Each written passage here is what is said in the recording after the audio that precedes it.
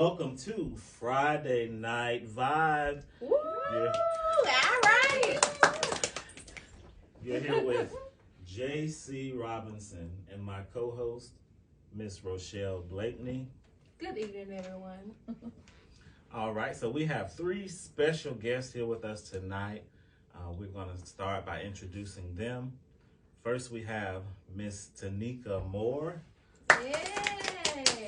Tanika, tell us something about yourself. Ooh, well, I'm 34. I have two beautiful children. I am a authoress. I have two books out. They are Vanilla Setbacks and Vanilla Setbacks the Climax. They are available on Amazon, and I'm currently working on part 3, and I'm excited to be here. All right, Tanika, welcome. And next, we have Mrs. Jocelyn Sinclair. Hello, everyone. I'm Jocelyn Sinclair. I am a wife of 13 years to this handsome man right here, and I have 3 beautiful children, Jayla, Antonio, and Janaya. We are originally from Orlando, Florida, born and raised, but Charlotte is home. All right, welcome, Jocelyn. Thank you. And last but not least, Yay. we have Mr. It's Antonio him. Sinclair. What's up, Facebook, everybody? I'm Antonio Sinclair, you know what I'm saying, AKA whatever you wanted to be. But I'm a funny bone, but just glad to be here. Married to Jocelyn for 13 years. Like she said, 3 beautiful kids. A man that has been through many ups and downs and trials and tribulation in his life, and is a true testimony of how you really bounce back. So we'll get into that more as we get into this session. Yes, amen. So tonight's topic is surviving on broken pieces. Surviving on broken pieces. And when I was thinking about this topic, I looked up the word survive, and I also looked up the word broken. The word survive means to continue to live or exist, especially in spite of danger or hardship. To continue to live or exist. Now, we know that we do want to live. We don't want to just exist. Right. So we want to make sure that that's clear. The word broken means to be violently separated into parts, causing a pain so strong that it changes the course of your life or the way that you live. That's deep. It's very deep. And we've all been faced with situations where we've been separated or pain has occurred, and we've had to either choose one thing. And I always tell my friends, my sons, you have 2 choices. You can lay down and die, or you can get up and live. And we're choosing life. That's right. So I just want to ask our panelists, when you think of surviving on broken pieces, what do you think? What comes to mind? Anybody? Let's not speak at once.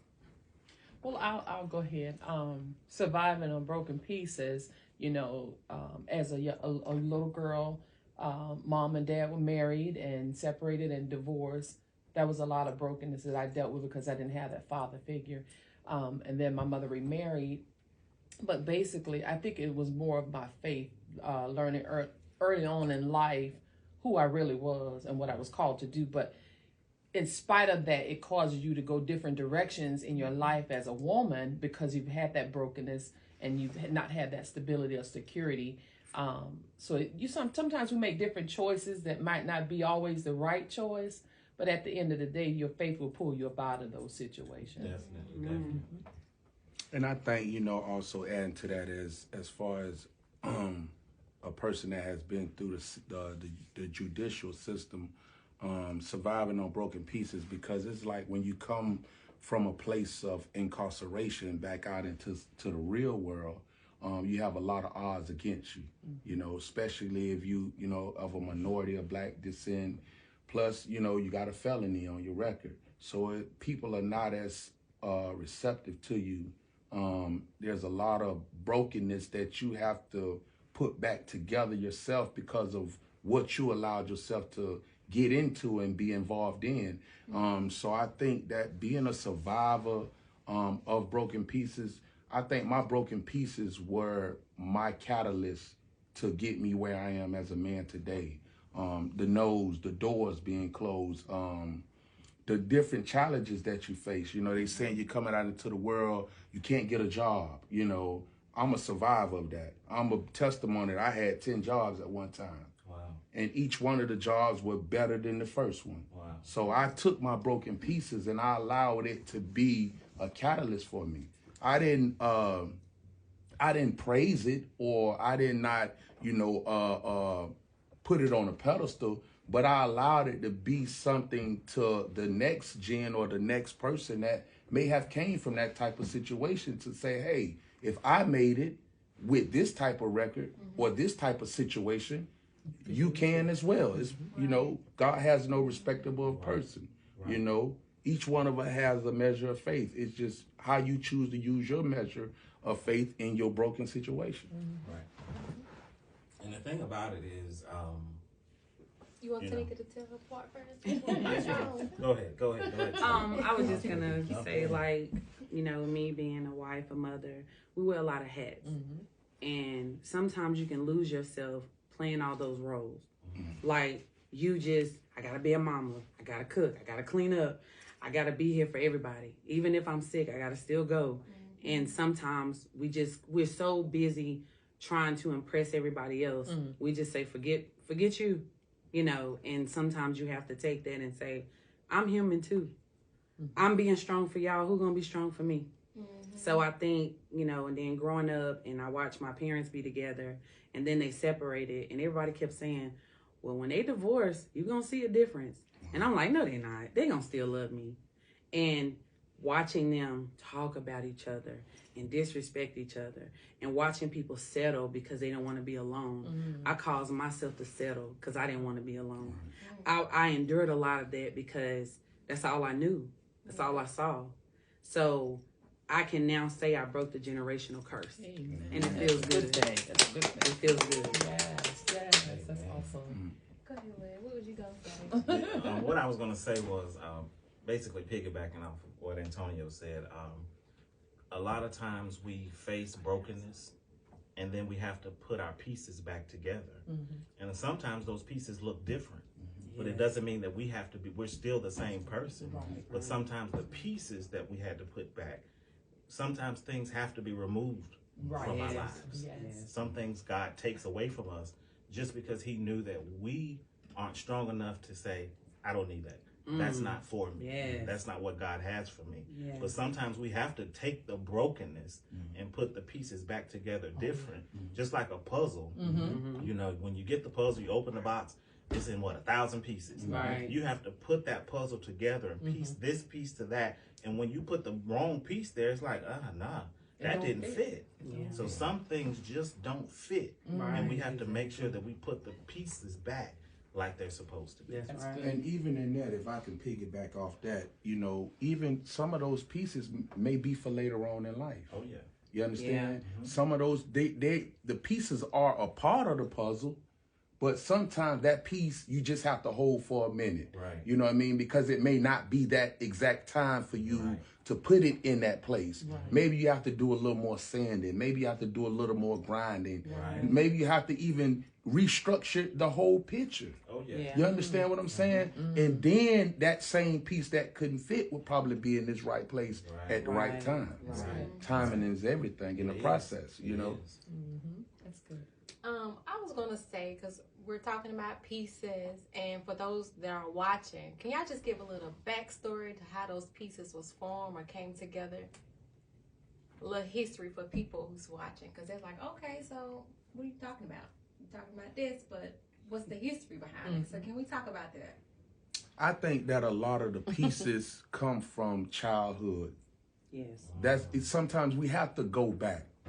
We really have to go back, and our childhood is a great place to start. Yeah. Because I believe that, just like in the bar mitzvah of Jesus when he was 12, sometimes we don't understand what we got going on until around that age of 12, when we truly realize what we want to do and what we want to be. You understand? But even in the midst of that, understanding the foundation that we was raised on, you know, our parents that laid the foundation. Some of us come from broken homes. Some of us come from homes without a father or without a mother, or some of us live with grandmother, you know, so there was a lot of broken pieces that we come from, that sometimes grandma only did what she saw her mama do.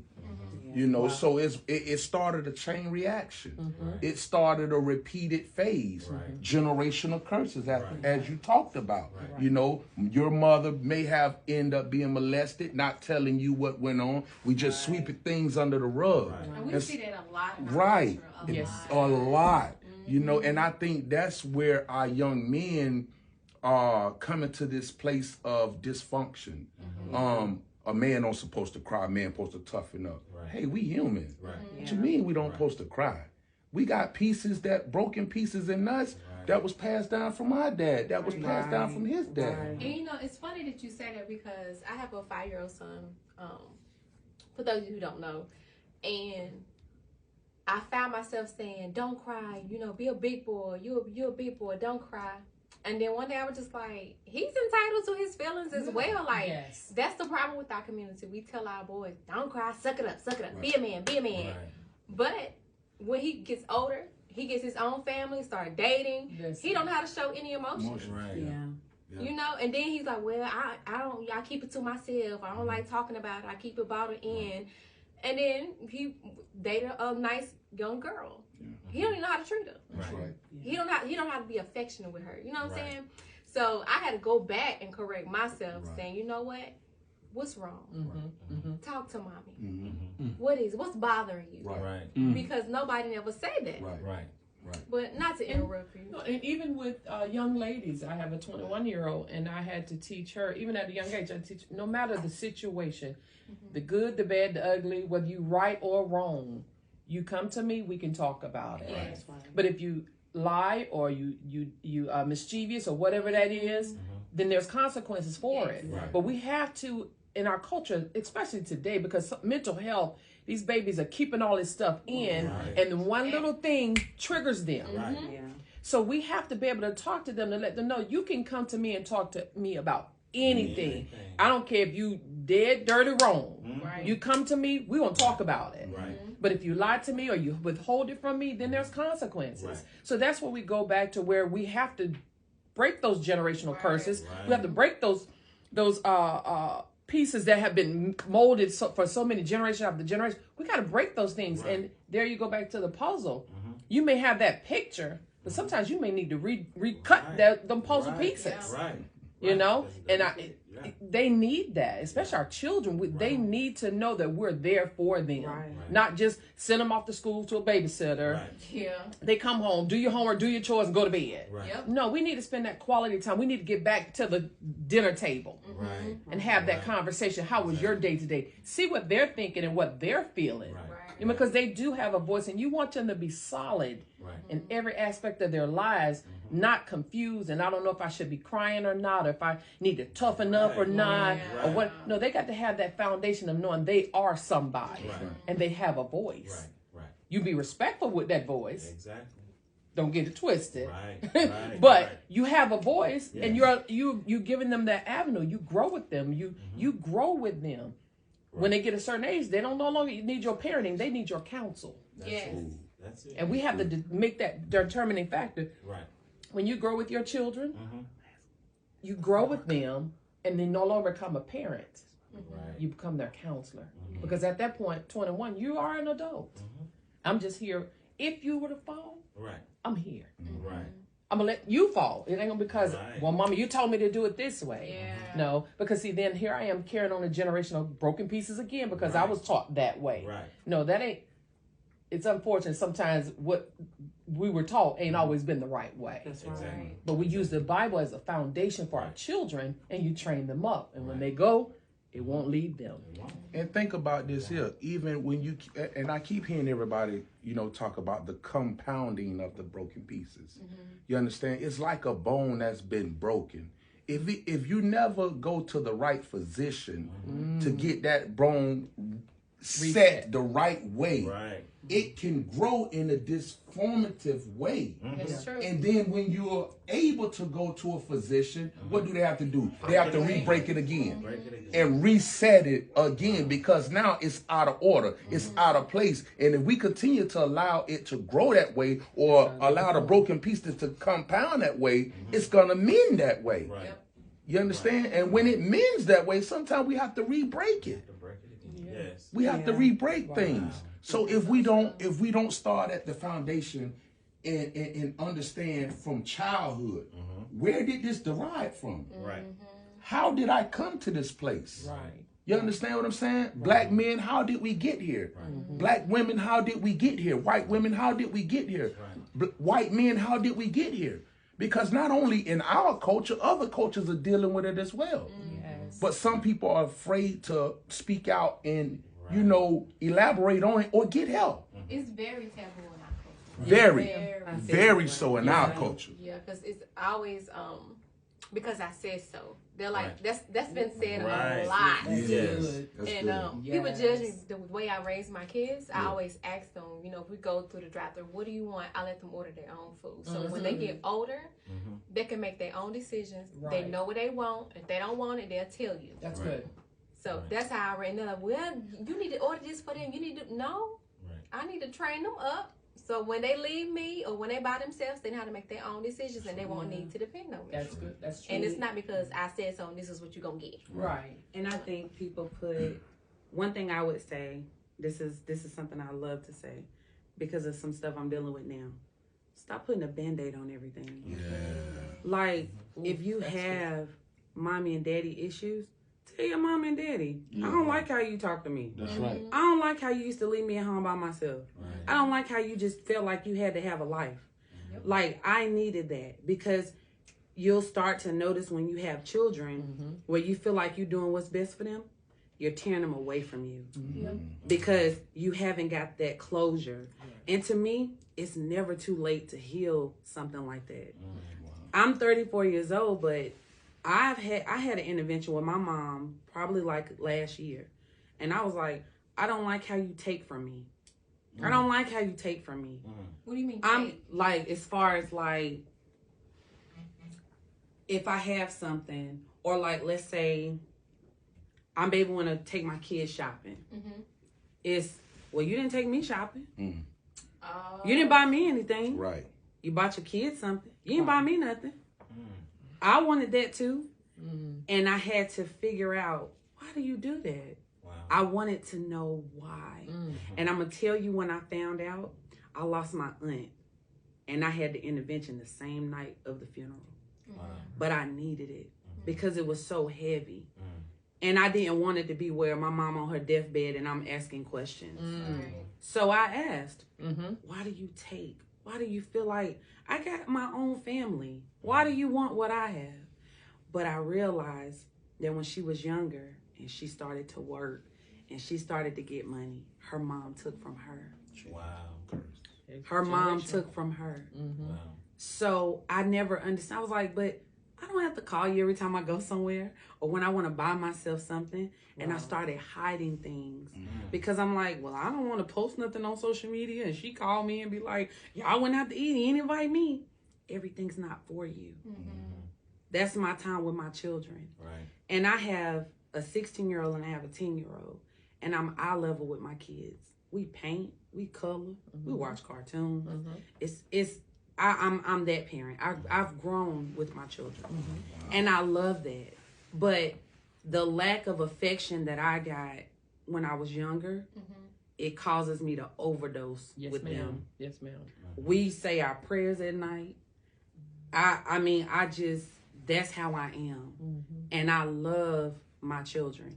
And I refuse to let my broken pieces determine my future. Right. Because at the end of the day, those are my babies and they watch everything that I do. And sometimes it's okay to show them, mommy cries. There it is. Right. That's true. I'm going to go in the corner. You might see me sniffling. But that doesn't mean that I'm weak. Right. Right. But I have my weak moments. Right. But that's what makes me who I am. And I love that about me, that I'm vulnerable. Mm-hmm. And I allow them to see that. Because yeah, you're a girl, but it's okay to cry. Right. It's okay to need somebody, because by me not getting that affection and that attention, it caused me, my mom wasn't really an affectionate person, but it was because her mom wasn't affectionate. So it caused me to be like, I don't want to be like that when I get older. I want to love on my babies. And they be like, Mom, don't kiss me no more. I'm like, I'm going to kiss you again. I'm going to kiss you again. I'm going to hug you again. But I didn't allow that to break me. And I thank God for that, because some people become bitter. And a lot of people are walking around and they're existing. They're not living. Right. Because it's, well, my mama, she treated me this way, but I'm going to be a good parent, and I'm going to do whatever they want, and I'm going to get them whatever they want. Kids don't really want that. Right. Sometimes they just want you to be like, are you okay? That's it. Or everything is going to be okay. And one thing I'm going to say that I'm working on right now, it's okay to not be okay. Yeah, that's good. I was just Because that's where the healing starts. Mhm. It's okay to not be okay. Anything Right. you going through, I'm sad. I'm sad. Right. I'm hurting, and that's okay. I'm broken, but that's okay. Yeah, Cause it don't rain forever. that's right. And I got a raincoat in the closet, Right. and I got some And bad umbrella. designer Yes, sir. Keep it rainbow moving. shoes Come on now. that I can put on, Come on now. so I can walk through that storm. Yeah. And Yes. allowing those mistakes to be your stepping stone and your staircase to your blessings. And I think even in that, before you say that, there's been a time where our parents never showed us their gray areas. They Yes. never showed us that it's Yes. okay to have pain, Yes. to have sadness. everything. Right, everything was Everything was hid. hid. You know, Brushed and under that the rug. and that's a danger. That's Yes. a danger. It is. Yes. That is a danger, and it has cancerous results to it, because now our kids are under that type of scrutiny because we were up Right. under it. Right. So it's okay because now our kids will under, like I said something before we even started this, how I like how, you know, the host, you know, deal with his son. You know, how you allow them to be them, Yes. and they understand that you are their dad, Right. and that also that you're a person that they can come to and confide in and be like and have a friendship and have a bond and be okay to talk with dad. Yeah. But and they know the line that is, I know when to cross that Right, line and I know when not to. Right. You understand? I know when dad is serious and when dad is not. Right. And I think that a lot of time in our society that we don't give our children that ultimatum. That's right. We don't That's right. learn how to allow them to see that I have hurts, I have problems, I have issues. And I'm pretty sure that the host have shared that with his kids. You understand? Even in his book, he talk about it. Right. You know, he talk about that pain. He talk about that place he had to keep fighting. And your boys have to see you fight it. And he was teaching his kids that no matter what the situation is around us, we gonna fight. That's right. But even in our fight, Daddy is here to fight with you, and sometimes I will fight for you. Get behind me That's and let me do this one for Right. you. Right. You I understand? think there was a line in the book. What you just quoted. What? Get behind me and I'll fight for you. Bro, listen. Speaking of the book, don't you got a little special going on? I do have a special going on right now. It is until Sunday. Okay. For those of you who are on the live now, you can purchase the book for half price, $6.99 until Right. midnight on Sunday. After Sunday now, it's going back up to $12.99. So go ahead and get that book before Sunday, and then after Sunday, That's Get the it- hard Get it copy. again. that is the paperback copy. Buy it for somebody that don't have it and need it. Yes. Buy it for someone who needs it. Now Sow a seed. that's what the post says. So if you follow the post says if you're going to comment your name, to comment someone else's name who may be in need of the book. And I am encouraging women to purchase the book for a man. Why is Purchase that? the book for a man because the book is, from my perspective, as a father, as a son. A lot of the book just talks about my life growing up. Some of it talks about my grandmother and my great-grandmother, which we talked about that earlier. I was raised by my great-grandmother and my grandmother. My mother also. But a lot of times we spent, when my mom worked or had things to do. I spent time with my grandmother, great grandmother, and sometimes, like you said, those are our broken pieces, and they teach us what they know. Right. And one thing that I learned from my mother, from my grandmother, to be strong. But one thing that they always taught me is that they can only take me so far, Right. because I'm going to be something that they've never been, and that was a man. Right. And I didn't have my father, my biological father. My father, I might as well close this tab. My father was in prison all my life.